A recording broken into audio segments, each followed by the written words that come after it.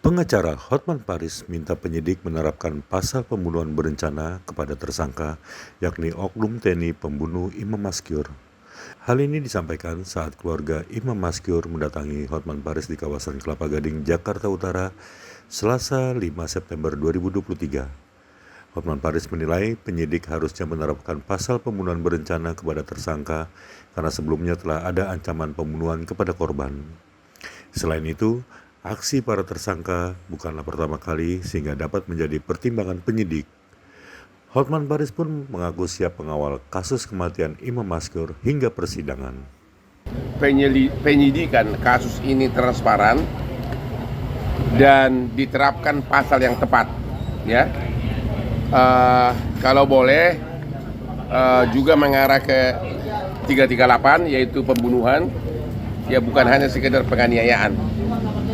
Jadi kalau bisa pasal yang dituduhkan bukan hanya sekedar penganiayaan lagi, ya. Karena udah jelas-jelas di sini ada niat untuk membunuh. Dari ucapannya itu, kalau ibu tidak kirim uang 50 juta, anak ibu akan dibunuh dan dibuang ke sungai. Jadi sepertinya sekarang ini pasal yang dituduhkan baru pasal 351 KUH pidana, yaitu penganiayaan yang menyebabkan matinya orang. Tapi dari ancaman ini niat membunuh itu ada. Jadi harusnya bukan hanya pasal 338. Karena kalau sudah mengatakan kalau kamu tidak kirim uang saya akan bunuh, berarti itu sudah perencanaan. 340, ya, pembunuhan berencana. Jadi semua tim di sini sepakat memohon kepada penyidik agar jangan diterapkan hanya pasal 351 tentang penganiayaan, tapi juga pasal 338 junto pasal 340 pembunuhan biasa sama pembunuhan berencana. Karena prosesnya itu kan lama, kan? Pembicaraan telepon itu kan disuruh telepon, kalau nggak kirim uang, ya, kalau nggak kirim uang akan saya bunuh. Terus apa bedanya dengan kasus Sambo, ya kan? Kan itu kan juga prosesnya mirip-mirip, kan? Ya kan? Dari segi waktu kan mirip-mirip, kan?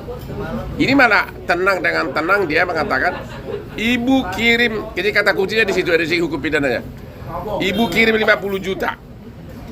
Kalau tidak akan saya bunuh. Itu udah pasti perencanaan dong. Bukan lagi penganiayaan. Ya kan? Kalau penganiayaan itu digebukin tanpa ada rencana, ngomong-ngomong, dung. Nah, itu baru penganiayaan biasa. Tapi kalau sudah benar-benar dengan penuh kesadaran dan ada waktu mengatakan, kalau ibu nggak kirim uang 50 juta saya akan bunuh dan saya akan buang ke sungai, itu sudah pembunuhan berencana. Jadi himbauan ibu agar si pelaku jangan hanya pasal tentang penganiayaan, begitu Bu. Sudah banyak korban lain yang dianiaya oleh si pelaku ini. Harusnya itu juga disidik untuk memperberat hukuman dari si pelaku. Ya, itu kita nggak tahu apakah, karena di medsos itu sudah banyak video-videonya mengenai korban-korban lain. Harusnya penyidik segera menyidik mereka untuk disatukan dalam berkas untuk memperberat hukumannya, gitu kan? Ya, kita akan tetap kawal kasus ini walaupun itu ditangani lembaga manapun, ya. Yang tadi korban-korban lainnya kalau minta bantuan juga apakah juga? Oh, justru itu saya sudah posting di Instagram saya para korban-korban agar datang juga, tapi ya ada semuanya pada takut. Ada per telepon tapi nggak mau ngomong namanya, hanya ngomong saya juga korban. Ada yang datang per telepon banyak kan, tapi katanya ini oknum sudah melakukan hal yang banyak itulah toko-toko begitu. Kalau nggak dikasih duit, diituin gitu loh. Tapi ya pada nggak berani. Ya mungkin masih ada pelaku lain yang kita tidak mengerti. Ini sepertinya praktek ini oknum ini sudah lama dan terbuka. Kok nggak ada pengawasan?